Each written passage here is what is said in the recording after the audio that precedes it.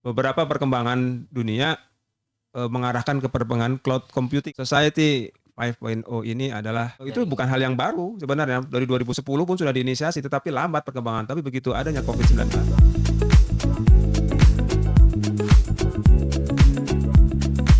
Now and Speak Desain Interaksi. Halo Sobat Interaksi, selamat datang kembali di podcast Ngobrol Bareng Teknologi. Tempatnya kita bahas segala hal seru tentang teknologi dan inovasi yang bakal bikin hidup kita makin keren. Aku Muhammad Rifki, Dan aku Nisha Angela. bakal nemenin kalian di episode kali ini yang super menarik banget nih. Karena kita bakal ngomongin soal Digital Infrastructure for Society 5.0, Building a Better Tomorrow. Di episode kali ini kita bakal bahas gimana sih digital teknologi ini berperan besar di Society 5.0. Society 5.0 merupakan masa depan manusia dan teknologi yang saling bersinergi, di mana ini menciptakan masyarakat yang lebih maju, lebih pintar, dan lebih manusiawi. Dari kota pintar sampai layanan kesehatan yang tentunya akan kita bahas tuntas hari ini. Nah, kita semua telah menyadari bahwa perkembangan teknologi ini telah mengubah banyak aspek kehidupan. Tapi bagaimana sih dengan kesiapan infrastruktur digital kita terutama di Provinsi Sumatera Barat nih? Bagaimana kita bisa memanfaatkannya untuk mendukung pertumbuhan ekonomi dan kesejahteraan sosial? Nah, untuk menjawab pertanyaan-pertanyaan ini, bersama kita sudah hadiri narasumber yang sangat berkompeten, yaitu Bapak Dr. Eng Ardian Agung Yulianto Eskom MT, yaitu seorang ahli di bidang transformasi digital dan pembangunan infrastruktur nih teman-teman. Nah, Bapak ini juga, di sini kita bakal ngobrol bareng tentang gimana sih tantangan dan peluang dalam membangun ekosistem digital yang benar-benar bermanfaat buat semua orang. Selamat datang, Pak. Ya. Pak, terima kasih sudah meluangkan waktu untuk bergabung dengan kami. Mungkin Bapak boleh perkenalan singkat dulu nih, Pak, ke teman-teman yang lain. Ya, baik. Terima kasih nih ada Rifki juga Nesha dan juga semua pemirsa ya di podcast dari BEM FEB. Fakultas Ekonomi dan Bisnis Iya, ya, Pak. Universitas Andalas. Baik, diundang di sini ada komunikasi dari panitia. Saya sehari-hari di Teknik Industri ya, Departemen Teknik Industri Universitas Andalas. Kemudian background studi latar belakangnya saya di Computer Science. S1 di Informatika, S2 di Digital Media di ITB, S3 di Computer Science Computer Engineering di Kanazawa University di Jepang. Dan saat ini diamanahkan di Kepala Seksi Pengembangan Infrastruktur dan Sistem Informasi di Direktorat Teknologi Informasi Universitas Andalas. Sebenarnya pekerjaan yang sebelumnya juga saya biasa karena sebelumnya terlibat dari mengawali di ICT ya di UNAN, kemudian menjadi LPTIK. Jadi mudah-mudahan ini menjadi kesempatan ya bagi mahasiswa juga untuk mengeksplorasi hal-hal yang sebenarnya dekat dengan kita dan kita bisa merasakan dan mengambil manfaatnya. Dan kita bisa menjadikan itu sarananya untuk berkembang melalui kampus kita ini ya di Universitas Andalas. Begitu. Oke, baik. Karena Sobat Interaksi juga udah pada nggak sabar nih Pak. Mungkin kita bisa langsung masuk ke ngobrol seru bareng teknologi. Yang pertama itu mungkin kita bisa minta jelasin ya Pak, apa sih itu Society 5.0 dan juga mengapa infrastruktur digital ini sangat penting bagi kehidupan kita? Ya, baik. Terima kasih. Jadi Society 5.0 ini adalah sebuah tataran konseptual ya. Sasaran dalam artian dia mengusulkan sebuah tahapan-tahapan sampai tahapannya dibuat yang sekarang Society 5.0 ini dalam kaitan dengan tingkat hubungan dengan manusianya. Tentu kalau melihat kok tiba-tiba sudah sampai 5 nih, tentu yang satu tuh seperti apa, Society 1.0, 2.0 itu apa. Nah itu karena dibuat sebagai tataran konsep, dia membaginya dalam bagaimana manusia itu berinteraksi. Ya, kita paham Society 1.0 itu bagaimana manusia bercocok tanam ya, berhubungan langsung dengan alam dengan alat-alat yang sangat-sangat terbatas. Kemudian 2.0 adalah sudah kepada mulai menggunakan alat-alat perkakas-perkakas ya, dalam industri dulu masih didominasi dengan industri pertanian. Kemudian Society 3.0 sudah menggunakan mesin-mesin yang berkapasitas lebih massal, lebih besar, dan itu menggunakan teknologi mesin uap dan teknologi-teknologi dengan bahan bakar ya. Nah, kita melihat ada Society 4.0 ya, bagaimana ini penggunaan teknologi informasi. Ya, ini Konseptualnya Society dirancang 1.0 sampai 5.0 itu diinisiasi sebenarnya dari parlemen Jepang sebenarnya. Dia sekitar tahun 2016 dan itu akhirnya dijadikan ya diadopsi sebagai sebuah platform bersama seiring dengan terminologi kalau kita mendengar Industrial Revolution ya. Revolusi industri 1.0, kalau sekarang terminologi sudah sampai 4.0. 4.0. Ya, sangat seiringan dengan itu sebenarnya. Society 5.0 lebih kepada bagaimana pemanfaatan ya konten informasi, konten Internet of Things, konten kecerdasan buatan yang mampu memberikan efek tadi. Efek bagi pertumbuhan ekonomi dan kesejahteraan dan nanti sustainability manusia ya untuk kesejahteraan hidupnya nanti ke depan. Nah, makanya pendekatannya kalau saya menganalisa ya mengapa mulainya dari Jepang gitu karena kebetulan saya juga mengalami ya 4 tahun studi di Jepang ya melihat memang faktanya sepertiga penduduk Jepang sekarang ini didominasi oleh lansia. Ya, artinya dia memang memperhatikan sekali tentang layanan-layanan bagi senior citizen ini, ya kesehatannya sehingga mungkin dibilang umur hidupnya lebih panjang, layanan kesehatannya memang bagus. Nah dilihatnya ini ada kaitan bagaimana mempermudah tadi teknologi-teknologi yang ada, mempermudah layanan-layanan. Maka kalau kita lihat juga di Jepang ya robot-robot di pelayan dan segala macam ya di toko dan segala macam digunakan dengan alat-alat bantu yang memudahkan kerja manusia di samping karena memang itu tadi secara populasi masyarakat yang lansia ini populasi semakin besar yang membutuhkan kenyamanan di dalam proses kehidupannya gitu. Ya dalam semua lini ya. Jepang juga masih banyak pertaniannya. Jadi pertaniannya itu bagaimana dengan teknologi dan seterusnya ya. Oke, tadi kan Bapak udah ngejelasin nih ada society dari 1.0, 2.0, 3.0, 4.0 sampai 5.0 dan juga tadi Bapak udah ngejelasin kalau ini udah dimulai dari kota Jepang ya Pak ya. Dimulai dari Ya, negara Jepang. Iya, inisiasinya. Inisiasinya dimulai dari negara Jepang. Mungkin aku mau next lagi mau nanyain ke Bapak nih. Apa saja sih menurut Bapak aspek-aspek dari infrastruktur digital yang paling penting untuk mendukung Society 5.0 ini, Pak? Baik, kalau saya melihat latar belakang saya sedikit flashback ya. Saya memang lebih banyak terkait dengan software development ya, pengembangan aplikasi ya. Tetapi kita lihat bahwa dalam open system interconnection ya, ada namanya OC layer. Itu pengembangan aplikasi itu pada layer-layer lapisan itu lapisan atas. Jadi lapisan aplikasi yang sebenarnya itu bagian yang paling dekat dengan kita manusia ya.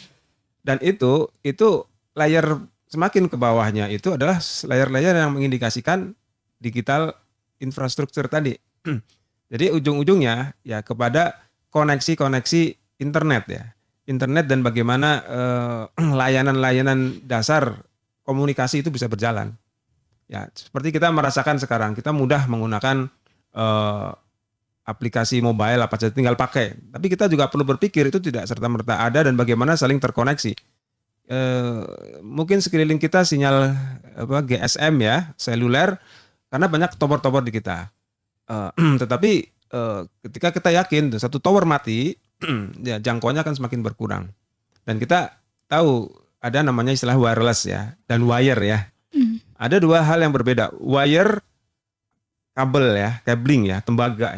Itu memang di awal perkembangan koneksi kabel itu mungkin termasuk dalam OC layer tadi. Layer paling bawah adalah koneksi fisik.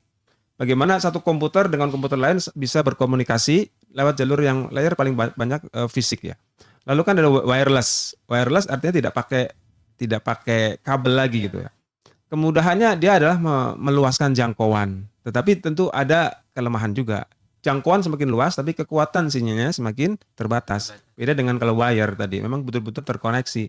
Nanti wire itu kan atau kabel itu kan salah satu cara fisik ya. Nanti teknologi lain ada lebih tinggi lagi misalnya fiber optic dan segala macam itu sampai kepada layar-layar tahapannya tuh. Mulai dari layar mungkin ini berbicara agak teknis ya. Mulai dari layar fisik tadi, layar data link, terus network Ya, kita berbicara ini kita tahu ada intranet, ada beberapa aplikasi yang kita hanya bisa akses di jaringan kampus menggunakan SSO misalnya kan, Mm-mm. atau memang yang terbuka bisa diakses dari mana saja gitu. Itu ada pengaturan-pengaturan, konfigurasi-konfigurasi. Lalu level berikutnya level apa namanya transport, layer presentasi dan layer kepada ini apa ya tertinggi yang terkait dengan user terpresentasi ya. Jadi semuanya saling mendukung sehingga saya pun menganggap bahwa kita tidak bisa memanfaatkan semua fungsi-fungsi yang kita jalankan sebagai user kalau tidak disiapkan infrastruktur yang mendukungnya. Ya mulai dari ya ini memang terkait dengan perangkat networking termasuk kepada servernya, kepada server. Dan itu memang harus diperhatikan. Makanya beberapa perkembangan dunia mengarahkan ke perkembangan cloud computing. Pernah dengar istilah cloud computing ya? Belum tuh Pak. Cloud awan. awan ya, cloud computing itu artinya penghitungan atau proses komputerisasinya itu dijaminkan oleh satu pihak yang dia menjamin availability-nya ready gitu ya. Ya, kita memahami, kita membutuhkan server, membutuhkan database yang akan menyimpan proses-proses transaksi perbankan segala macam. Tetapi kadang ada istilah on-premise. On-premise kita menginstal di lokasi kita sendiri. Tetapi ternyata kita tidak bisa menjamin pasokan listriknya. Gimana server mau bisa hidup? Server sendiri juga harus punya, atau data center. Setelah sekarang tuh data center kumpulan dari perangkat-perangkat teknologi informasi dalam bentuk server yang dia juga harus bebas dari debu, punya standar dan segala macam. Tentu pasokan listriknya juga harus kontinu. Apa yang terjadi kalau misalnya tidak bisa menjamin listriknya bermasalah, terus servernya tidak bisa dijaga maksimal gitu. Akhirnya menyediakan cloud, perusahaan-perusahaan itu yang menjamin, dialah yang akan dibayar semacam vendor yang menyediakan cloud. Jadi seolah di awan, kita taunya user memang berbayar, dia menjamin availability-nya 24/7 memang tersedia kapan saja. Nah, itu yang istilah dengan cloud ya. Sudah teknologi yang kita tidak mikir, tapi kita tinggal pakai saja. Tapi tentu berbayar, ada cost-nya tentu. Oke, baik. Selanjutnya nih Pak, dari yang sudah Bapak terangkan tadi mungkin itu bisa kita implementasikan ke Indonesia. Namun tentunya di Indonesia sendiri itu ada tantangan karena Indonesia masih negara yang berkembang.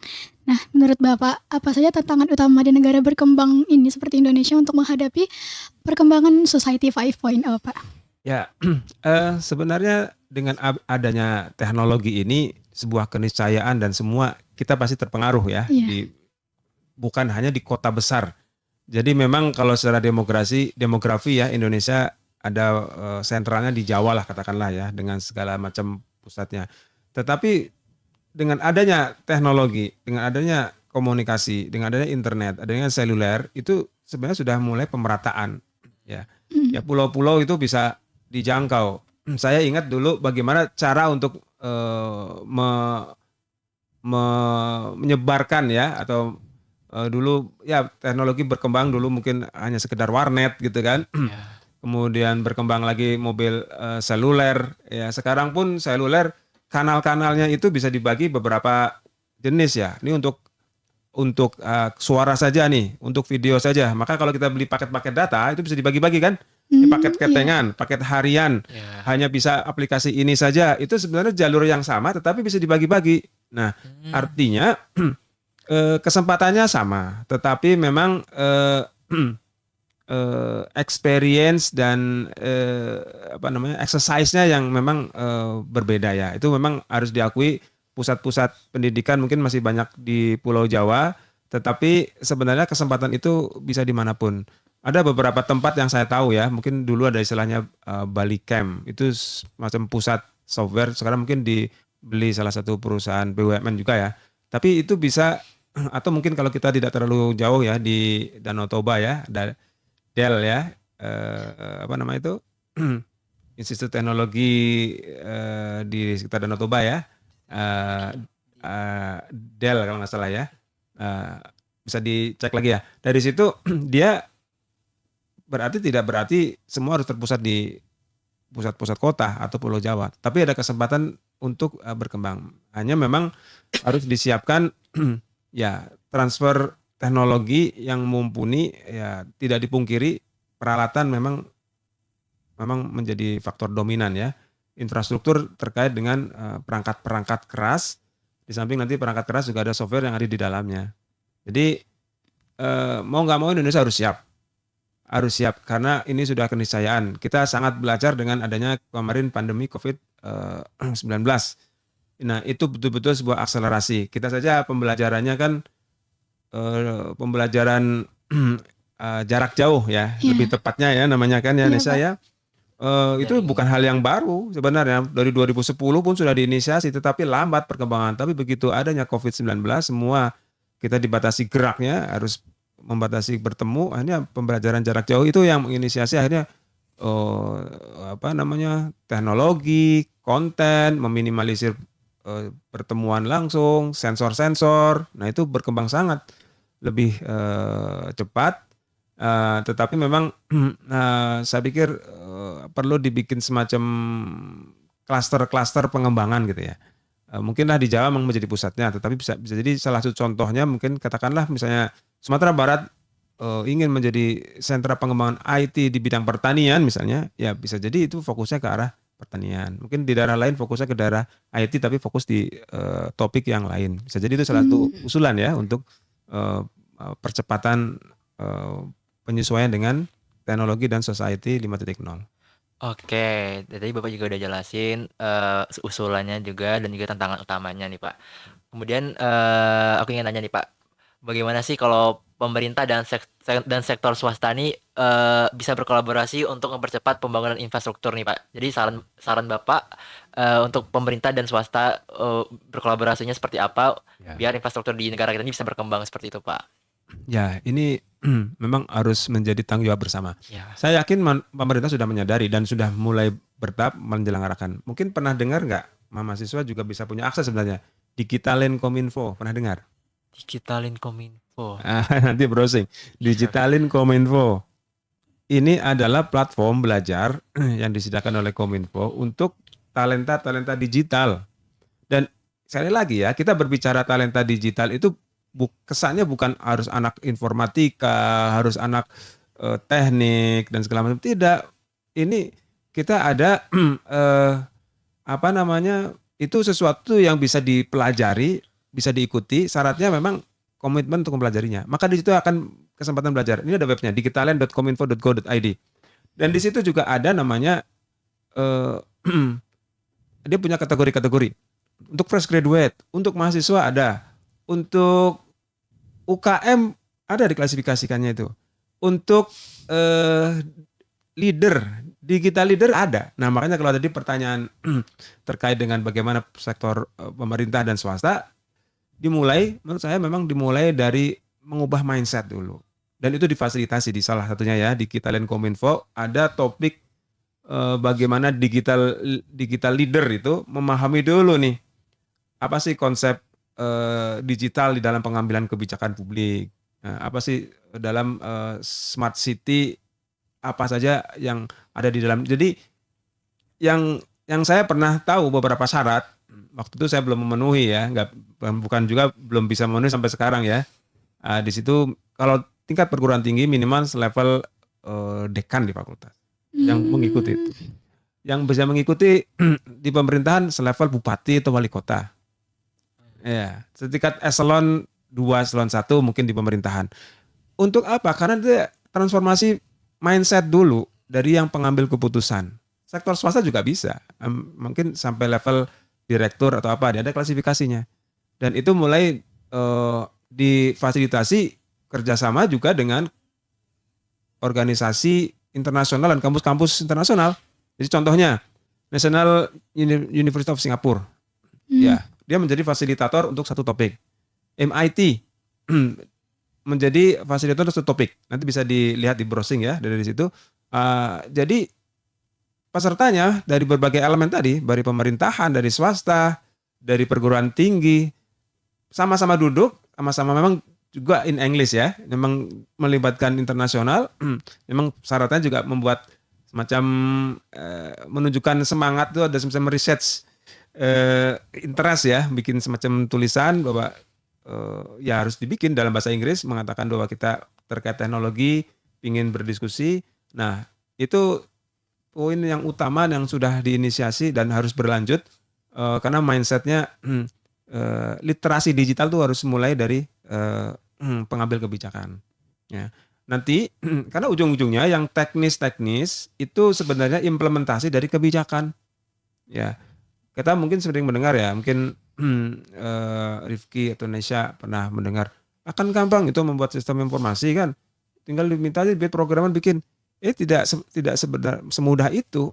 Sistem informasi kalau alurnya jelas, proses bisnisnya jelas, siapa yang terlibat, apa ada di situ prosesnya, bisa. Tetapi kalau memaksakan langsung dibuat aplikasi itu akan tambal sulam, jadi tidak komprehensif.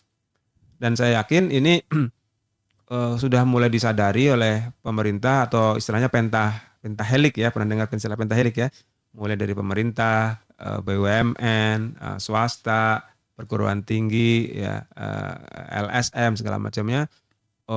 Ini harus melangkah bersama-sama. Karena ini juga bagi negara kita nih menyangkut dengan kedaulatan, ya kan? Kita malu dan sedih juga ketika pusat data nasional kita dijebol kan, datanya dijual di forum-forum hacker gitu kan. Nah,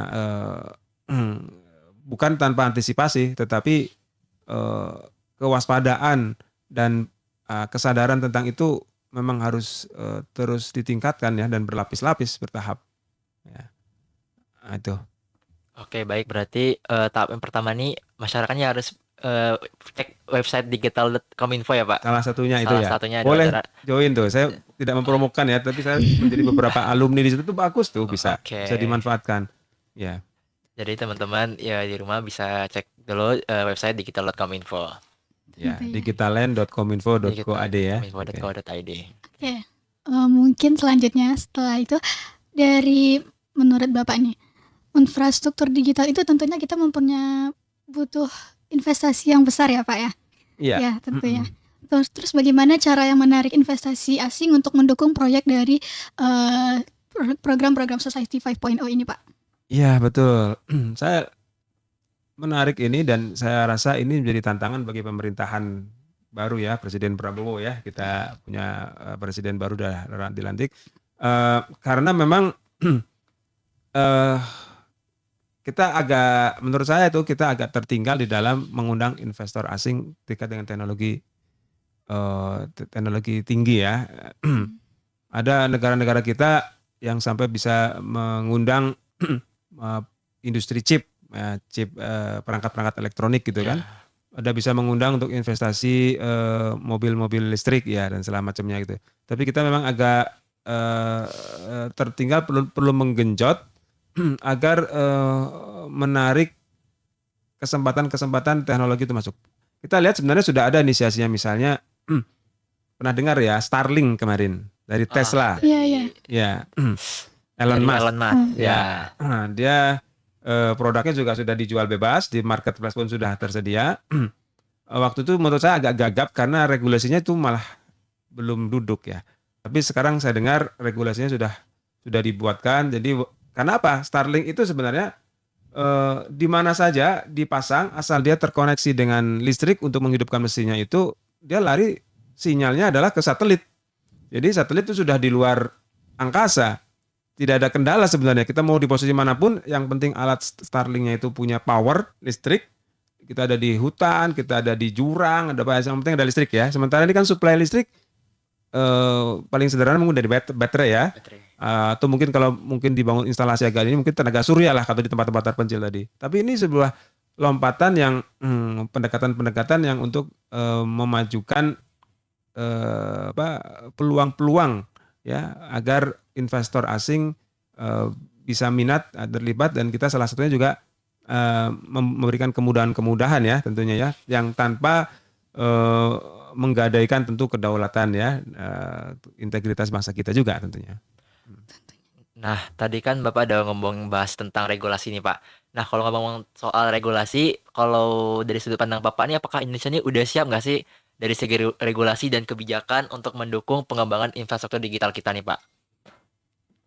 Ya, sekali lagi menurut saya karena kita juga bagian dari masyarakat internasional, dan kita juga, hadir bersama-sama dalam, komunitas global, regulasi itu, eee, harus diciptakan walaupun mungkin secara bertahap ya, secara bertahap, eee, dan saya pikir kita tidak kekurangan orang-orang yang, kompeten hal teknis maupun, kebijakan. Jangan salah loh, kita mendengar yang, apa namanya itu, sinyal, 5G ya. Iya. Salah satu inisiator saya kenal, dari Indonesia, tapi beliau merendahkan diri bahwa saya bukan pencipta gitu ya. Saya, kalau menurut pendengar Pak Khairul Anwar, kita pernah satu dekat lokasinya di Jepang, sebelum beliau pindah ke Indonesia, sekarang di Telkom University ya di Bandung. Dia meneliti tentang sinyal-sinyal seluler tadi ya, sinyal, apa nama, GSM 4, ya, kemudian, 5 ya sekarang ya, 5G. 5G ya, 4G, 5G ya, betul ya. Walaupun beliau merendahnya begini, ini kita berbicara secara konsorsium. Saya memang meneliti bagiannya di dalamnya, terlibat, meneliti fokus ke sana, sering mendapat grant. Saya salut lah dengan beliau itu, karena dapat grant dari luar negeri, punya lab riset sendiri gitu ya. Saya juga memimpikan seperti itu nih, yang dananya bisa mandiri ya, tidak menerima dari kampus atau pemerintah, tapi bisa mencari sendiri, menghidupkan sendiri, punya tim mahasiswa riset sendiri dari dana-dana itu, salut lah. Dan itu ya itu tim, kita tidak kekurangan lah sebenarnya tenaga-tenaga ahli di dalamnya. Memang regulasi, tetap harus diperlukan, karena dia tentang, arah ya, arah mau kemana akan dijalankan, dan kita tidak bisa menghindar karena ini sudah terinterkoneksi ya, antar benua, antar mana, dan saya yakin, beberapa pemain-pemain, perangkat-perangkat ataupun kita sering main ya, misalnya kayak Facebook, TikTok segala macam ya, Instagram, dengan perusahaannya Meta ya. Di situ sudah harus membuka kantor di Indonesia. Itu salah satu contoh, kita masih punya kendali. Ya, di samping nanti juga terkait dengan regulasi, pengaturan server, koneksi infrastruktur digital segala macam ya. Di samping itu menjaga kedaulatan juga. Kedaulatan konten dalam negeri dan juga kedaulatan, tentang, salah satunya untuk income bagi negara terkait dengan pajak ya. Ya kan. Dan dia, berapa banyak iklan yang didapatkan ya. Kita, lihat YouTube yang belum nggak premium, ya kan banyak iklan, kalau premium baru nggak ada iklan ya kan, bayar tapi kan. Nah tentu harus wajar kita harus punya kedaulatan juga untuk, memberikan ya dia dapatkan membayar kok, di situ bagaimana kita bisa mendapatkan ya sebagai kedaulatan sebagai bangsa, regulasinya mereka harus punya server di sini, punya kantor di sini, menggunakan tenaga kerja dari sini. Nah itu, dan juga, kesiapan untuk transfer teknologi ya buat, kita, anak-anak bangsa kita nih. Oke, baik. Jadi untuk regulasi pemerintah sendiri tentu udah dipersiapkan dengan matang juga berarti kan, Pak? Dan juga ada kebijakan-kebijakan yang diatur oleh pemerintah untuk menjaga income pemerintah, untuk menjaga SDM masyarakat yang tetap manfaatkan dengan baik tentunya. Nah, tapi nih Pak, dari sinyal kita yang udah 5G ini kan masih belum semuanya, dan juga perkembangan-perkembangan teknologi Indonesia juga belum semuanya, di pedesaan-pedesaan itu tuh masih belum bisa dibilang masih tertinggal gitu kan, Pak. Nah, menurut Bapak bagaimana nih cara kita memastikan pedesaan-pedesaan itu mendapatkan hak mereka yang sama, Pak? Iya, saya juga, dosen pembimbing lapangan KKN ya di UNAN. Saya dapatnya, pernah di ujung Sumatera Utara di pesisir, Pasaman Barat, pernah juga di Damasraya di ujung Jambi ya. Jadi ujung ke ujung dan di pelosok ya. Artinya memang, kesulitan, ada titik-titik yang memang, blank spot atau terbatas. Dan, mau tidak mau ya sebenarnya ini kan sebuah keniscayaan ya. Teknologi ini tidak bisa kita hadang. Mhm. Ya, kita harus pandai menyesuaikan dan juga karena tentu ada efeknya ya. Ada efeknya yang tentu kita antisipasi. Bukan sekedar mendorong infrastruktur ada, tapi karena begitu ada tersedia, ada konten positif, ada konten negatif juga begitu ya. Tentunya.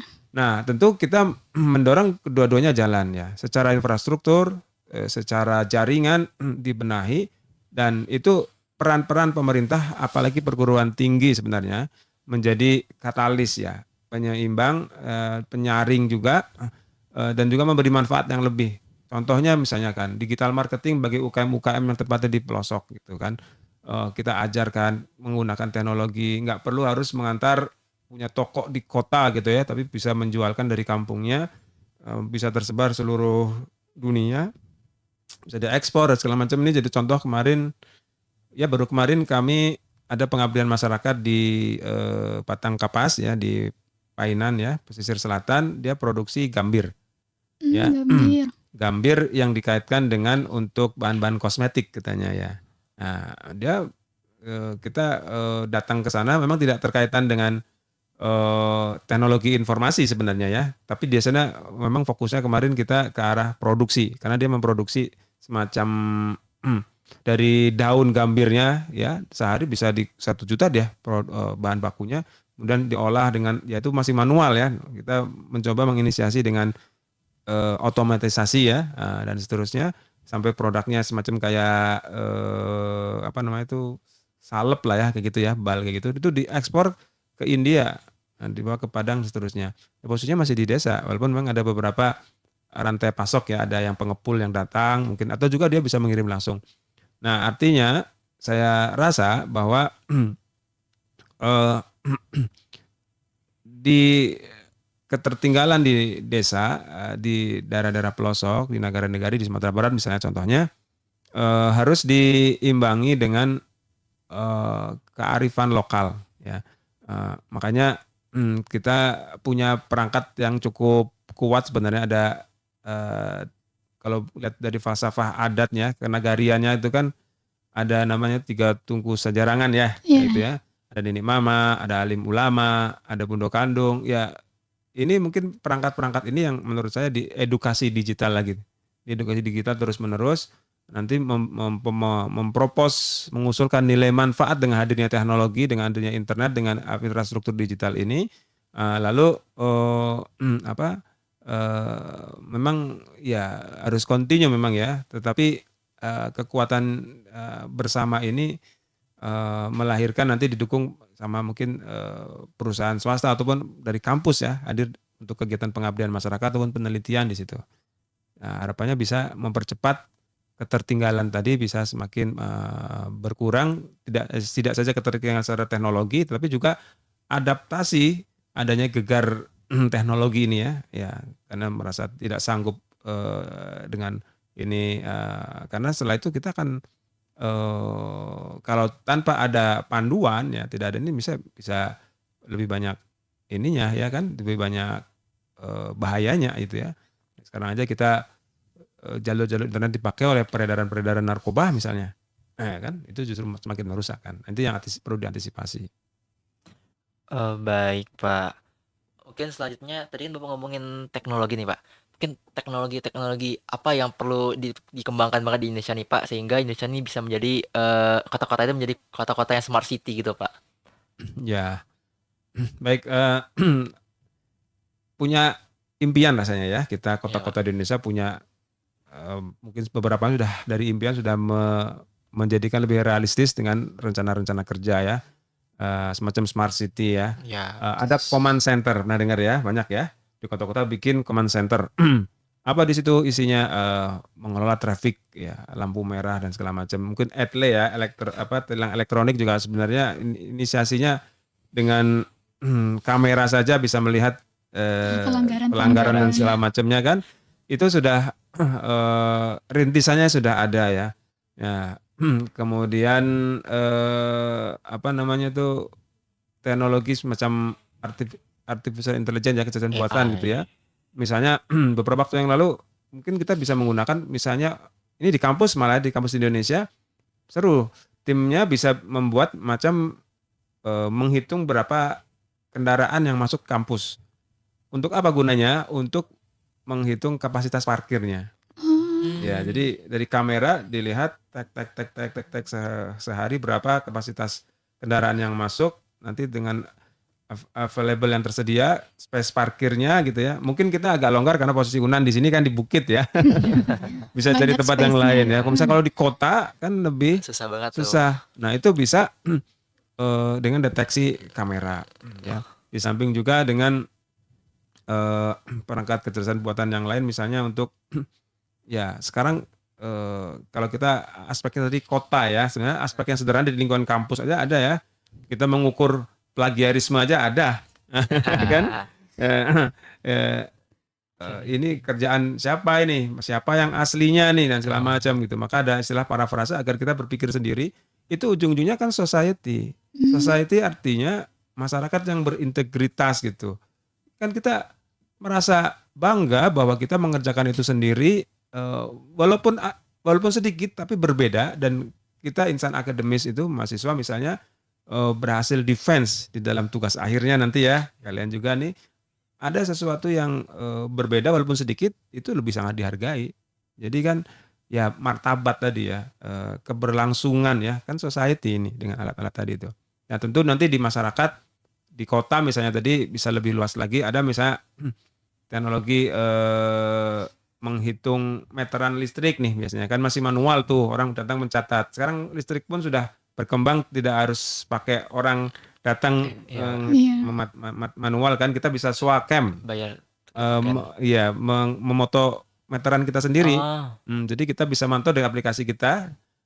Itu PLN ya, BUMN tuh sudah pakai itu.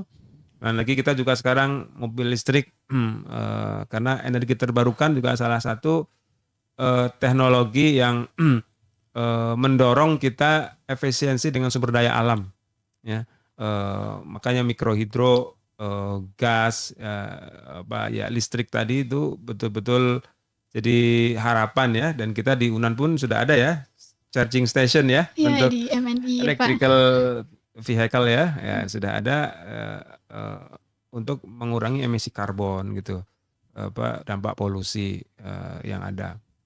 Mungkin itu dari sisi kota ya, makanya tadi mulai dari mindset dari para pengambil kebijakan sudah mulai masuk diinisiasi, nanti ya memang bertahap, namanya kita peradaban ya, manusia kan peradaban, society peradaban itu. Ya berkembang tidak instan. Menemukan dari namanya bercocok tanam kembali menemukan alat itu kan juga tidak setahun 2 tahun, berpuluh-puluh tahun, itu peradaban itu kan. Ketemu mesin uap, terus ketemu menjadi internet gitu kan, pesawat terbang itu juga baru tahun 1900-an itu. Memang peradaban yang berkembang, sehingga saya malah men-challenge nih, menantang nih para generasi muda mahasiswa nih. Sebenarnya akan ada di mana kita nih perannya nih di dalam ini yang tidak bisa kita hadang, ini harus selalu bergulir nih. Ya, kita mau jadi pemain atau menjadi pengguna saja ya. Bonus demografi Indonesia ini bisa jadi gagal dan termanfaatkan ketika hanya sebagai user saja, pemakai saja. Jadi kita jadi market dari pemain-pemain global ya, jadi user ya, aplikasi lah semua lah ya kita, tapi kita jadi pemakai saja. Tentu ada inisiasi yang lebih untuk bisa memanfaatkan karena kontennya sama gitu. Kita bayar paket internet, bandwidth segala macam, bayarnya sama, pakai nggak pakai ya segitu kan, mending harus dipakai kan gitu, yang dimanfaatkan. Gitu. Baik. Banyak sekali ya informasi yang bisa kita dapatkan di sini ya teman-teman. Tentunya kayak bisa kita penerapan dari teknologi-teknologi tadi itu seperti tilang internet, tilang listrik di lampu merah, dan juga penggunaan aplikasi yang bisa digunakan di kampus-kampus tentunya. Nah, nih Pak, selanjutnya itu bagaimana dampak 5G, sinyal 5G itu terhadap infrastruktur digital dari Society 5.0, Pak? Ya, ini tentu namanya istilah seamless ya. Ya, tidak terlihat. Ya kan istilah itu. Tidak adanya kendala ya. Kecepatan juga semakin kencang ya, real time gitu ya. Jadi tentu kalau tadi ditanyakan manfaat ya dari 5G ya, tentu kondisinya akan menjadi semakin nyata, real, dan proses transformasi teknologi dan kontennya ya tergantung siapa yang akan mengkreasikan karena teknologinya sudah semakin berkurang ya. Mm-mm. Kendala-kendala teknologi semakin berkurang. Jadi seamless tidak ada lagi delay, kemudian storage juga memang jadi isu juga ya, storage kapasitas ya. Tapi sekarang sudah bisa lebih besar mengirim data dengan lebih cepat gitu kan. Nah, artinya di situ kita dengan kelebihan-kelebihan itu perlu kita membuat karakteristik peluang-peluang apa sih yang bisa digunakan ya untuk memberikan value tadi itu. Nilai manfaat apa ya dengan adanya teknologi ini. Ya, memang sekarang 5G dinikmati dengan perangkat yang sudah mendukung ya. Mm-mm. 5G juga ya. Tapi itu dengan harga perangkat smartphone yang akan semakin murah ya, dengan semakin canggih ya ini tinggal kita akan memilih nih.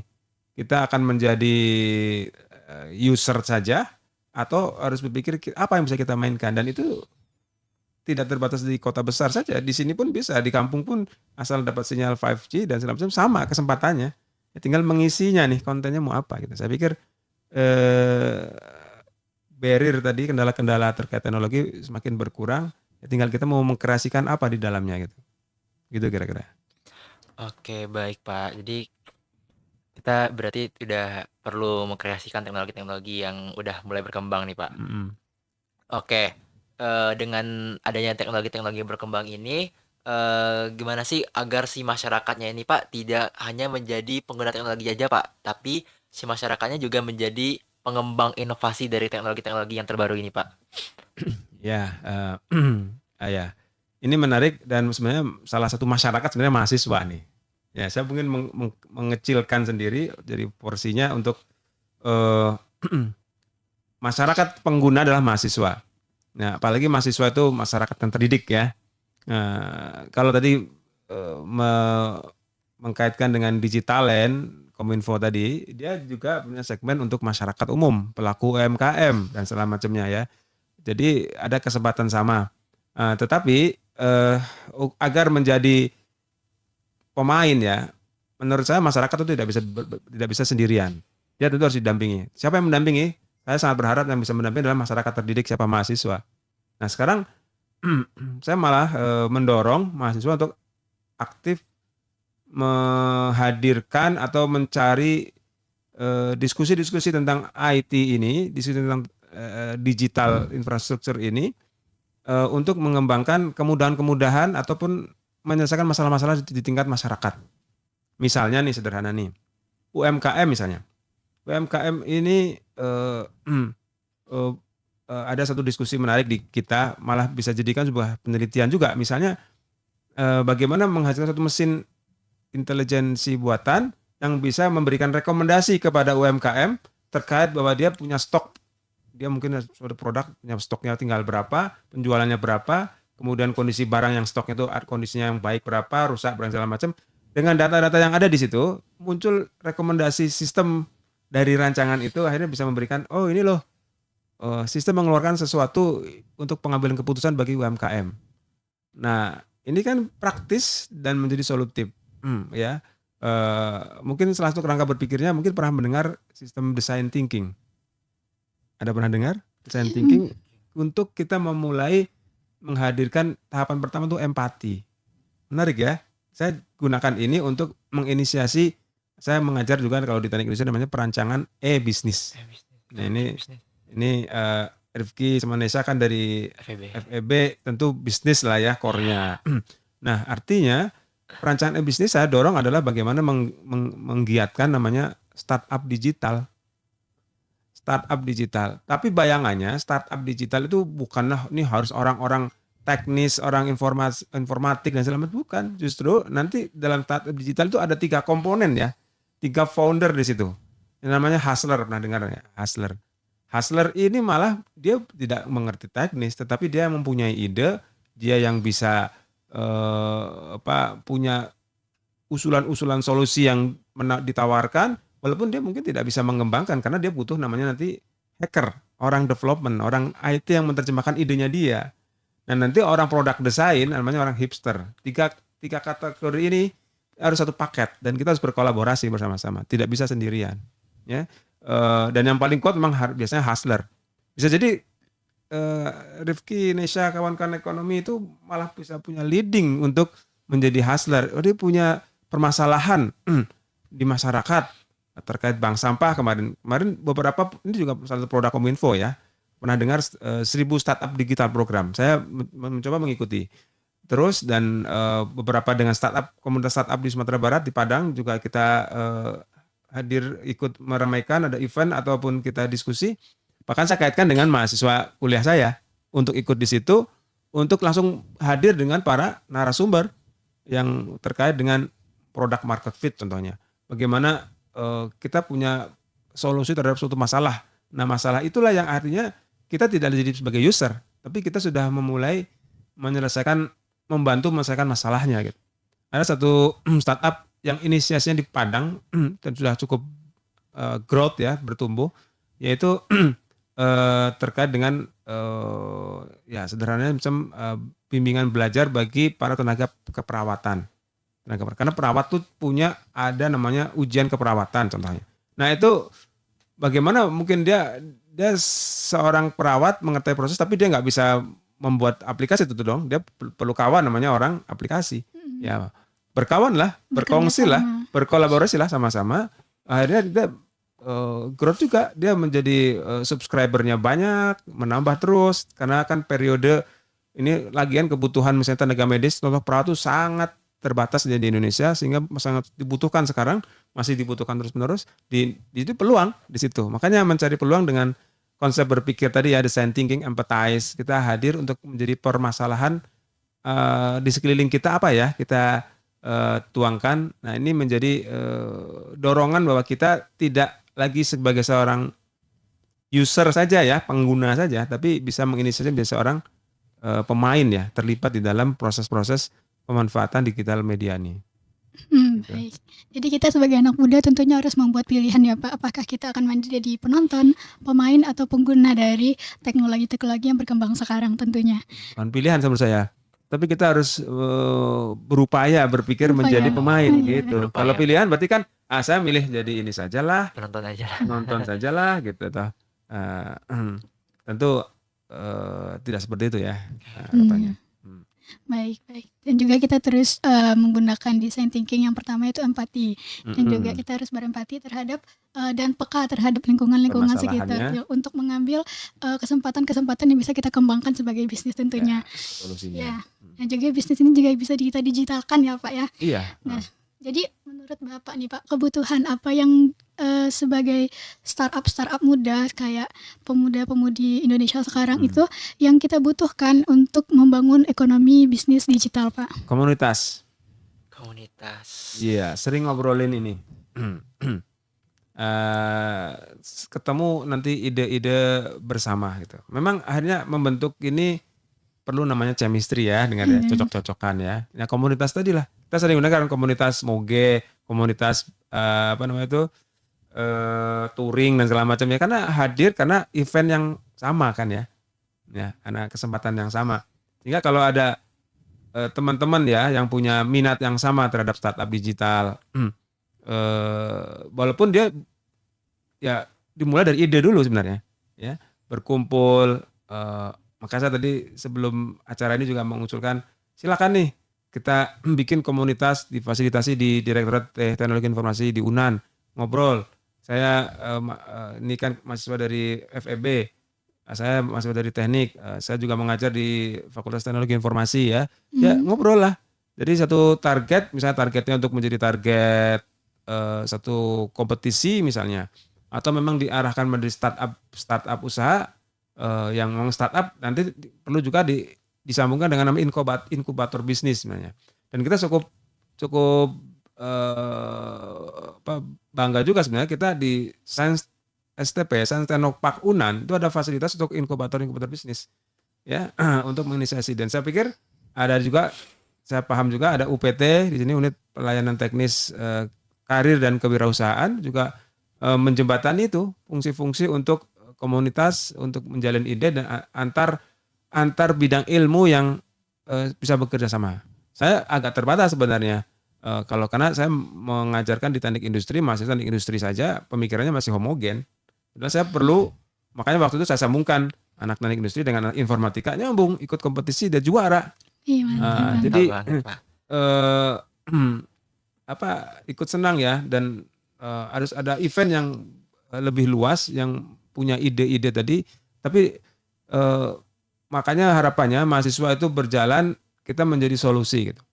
Eh, Masalah di sekeliling kita apa sih ya, empati tadi ya, permasalahannya apa gitu. Mungkin sederhana tadi ya, UMKM mungkin eh, apa namanya tuh, yang kemarin itu ada yang diusulkan ya, ada ikut kompetisi di Universitas Teguh Umar di Aceh, dia dapat harapan satu nih, Magot misalnya kan, pasar Magot, tahu ya Magot ya, untuk pengolahan sampah. Sampah. Tapi di situ dibikin platform e-commerce untuk apa, menjual produknya yang tidak harus datang ke sana ya. Terus tadi juga menerima produk yang lain. Ya itu inovasi-inovasi seperti tadi. Ya, harapannya itu bisa diinisiasi oleh kita, oleh kalian, oleh bersama-sama. Walaupun saya yakin kalau mahasiswa itu ada umurnya kalian kan. Ya. Umurnya itu harus selesai ketika harus kuliah ya. S1 ya maksimal 4 tahun kan. 14 semester kan, ya 14 semester, 7 tahun ya, 7 benar, tahun. 7 tahun ya, Tahun, Pak. 14 semester ya maksimal gitu ya. Para tetap inginnya mungkin 4 tahun kalian cepet ya. Amin. Ada terbatas, tetapi ketika itu bisa dipelihara ide-ide tadi sampai pun nanti setelah lulus ya, dengan memanfaatkan teknologi yang ada gitu. Teknologi kan ada terus gitu ya, tersedia. Tinggal kita mau memilih memanfaatkan seperti apa, memilih memanfaatkan seperti apa gitu, pikirnya. Ya, ada yang mungkin memanfaatkan jauh lebih maksimal, ada juga memanfaatkan sedikit. Janganlah jadi kita jadi user aja menggunakan, jadi kalau pengguna kan jadi penikmat aja, pengguna aja kan ya, nilai manfaatnya mungkin tidak banyak gitu, tidak ada malah gitu ya. Mungkin gitu kali ya. Oke, baik, Pak. Nah, dari ide-ide teknologi baru yang udah Bapak sampaikan tadi, kira-kira Bapak nih optimis nggak sih kalau Indonesia ini bisa mencapai Society 5.0 dalam kurun waktu yang dekat ini, Pak? Sisi optimis dimulai dengan kita kerja keras. Iya, tentunya. Iya, dengan kerja keras. Dan tidak bisa kerja sendiri, harus kolaborasi. Tapi kita yakin lah ya, talenta muda kita berkembang. Ya. Dan kita masih dalam fase-fase produktif, usia-usia produktif buat menghasilkan ide-ide. Dan ada kesempatan-kesempatan baik dari pemerintah maupun dari pihak swasta ataupun BUMN untuk terkait dengan bidang-bidang industri digital ini ya. Yang terbaru misalnya ada yang bootcamp ya, macam-macam bootcamp itu adalah untuk menginisiasi percepatan sebenarnya. Dengan itu secara kontinu kemudian dikuatkan dengan komunitas, ditambah regulasi dari pemerintah, peran serta BUMN ya, perguruan tinggi apalagi mensuplai orang SDM-nya ya tidak mudah, tapi kita harus menghadapinya. Karena ini keniscayaan harus kita hadapi dan kita harus bisa melalui itu. 2045 Indonesia Emas harus diperjuangkan, karena di situ ya mungkin sudah sama kita bisa lihat ya bahwa itu angka demografis kita ini, tetapi kita harus kuatkan, jangan sampai gugur karena ide-idenya layu sebelum berkembang. Padahal kalau ide kan sebenarnya tidak berbayar. Ide itu boleh aja di out of the box ya, bisa dibangkitkan gitu. Jadi jangan dikira hal yang sepele, bisa jadi hal yang bermanfaat nanti ke depannya. Jadi tentu kita harus menyiapkan sisi optimis. Di balik itu kita harus menyiapkan langkah-langkah call to action ya. CTA tadi ya, yang membuat kita juga lebih yakin dengan sisi optimis karena kita sudah punya rencana-rencana, sudah punya planning tahapan yang harus dilalui untuk yang ke depannya. Oke, bagus Ya. banget. Berarti kita harus optimis, harus melakukan tindakan yang telah Ya. kita riset sebelumnya ya Pak ya. Ya. Dari yang menurut Bapak, negara mana sih yang bisa kita contoh sebagai inspirasi untuk ini Pak? Ya, kalau saya boleh menyebut yang dekat dengan kita saya dulu tuh, Singapura. Iya. Dan faktanya mungkin pernah dengar juga ya istilah brain drain ya. Brunei ya. Artinya dia mendukung sumber daya yang hebat ya di negaranya gitu. Kemudian dengan teknologinya mengadopsi ya memang dia kecil ya, wilayahnya juga tidak besar, tapi jadi mudah untuk mengontrol dan pasti terpadu dengan teknologi gitu. Nah, dan sayangnya, nah ini yang menjadi catatan juga buat kita, kalau brand-brand tadi ya sebenarnya perpindahan nih, adanya perpindahan orang-orang warga negara Indonesia yang sebenarnya berpendidikan tinggi tadi, yang pindah menjadi warga negara Singapura. Pernah dengar ya istilah brand-brand itu seperti tadi tuh, memfasilitasi beasiswa segala macam, terus merasa nyaman dengan enak dan segala macam. Saya nggak mau lah, saya tinggal di sana, saya jadi warga negara sana aja lah gitu. Ya itu konsekuensi lain ya. Tetapi kalau mau disebutkan contoh ya terdekat ya menurut saya Singapura gitu, saat sekarang ini.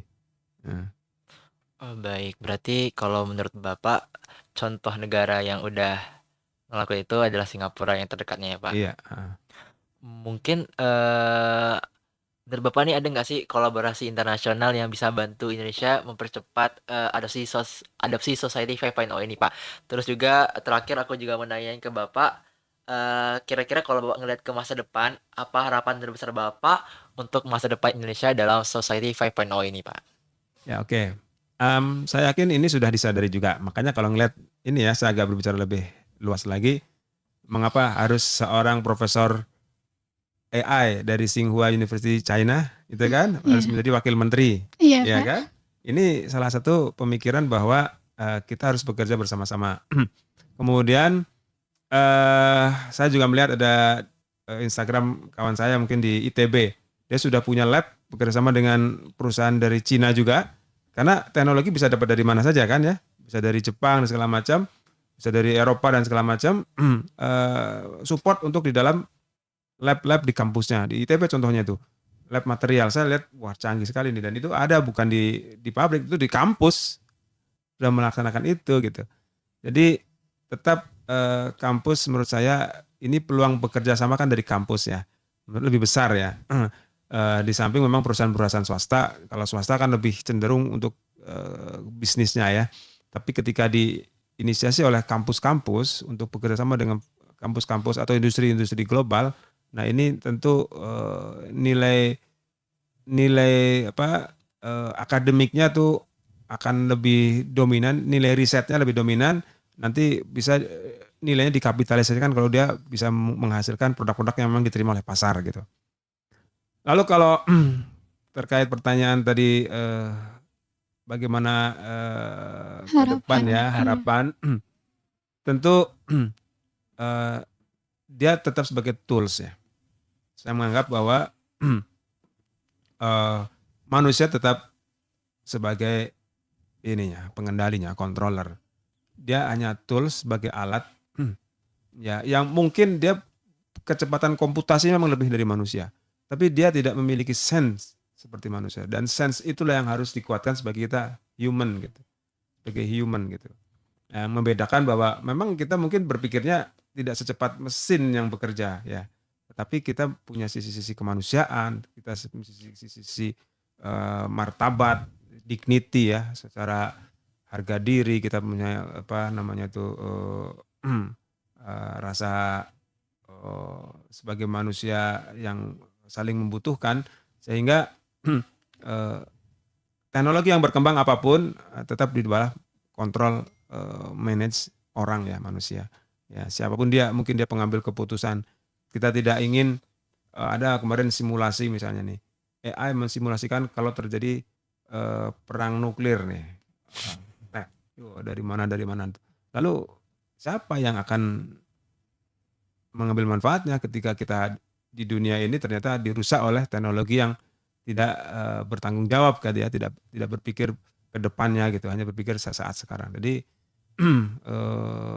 ya mungkin saya berharap ke depannya itu suatu keniscayaan yang harus kita kelola, harus kita kuasai, tapi dikelola di bawah kendali manusia yang bermartabat. Saya pikir itu. Baik, jadi harapan Bapak kita harus mengolahnya dengan baik ya, Pak. Oke, seperti yang sudah kita obrolin hari ini, infrastruktur digital ini itu adalah lebih dari sekedar teknologi, dan infrastruktur digital ini itu tentang gimana kita bikin masyarakat yang lebih terhubung, inklusif, dan berkelanjutan. Society 5.0 ini bukan cuma sekedar impian, tetapi sesuatu yang lagi kita bangun untuk hari ini. tentunya. Dan terima kasih juga kepada teman-teman yang udah dengerin podcast kita hari ini. Ngobrol seru bareng teknologi. Semoga obrolan kita kali ini bisa ngasih insight dan ide-ide yang menarik bagi teman-teman semua. Stay tune ya terus untuk episode-episode podcast selanjutnya. Terima kasih. Bye. Bye-bye.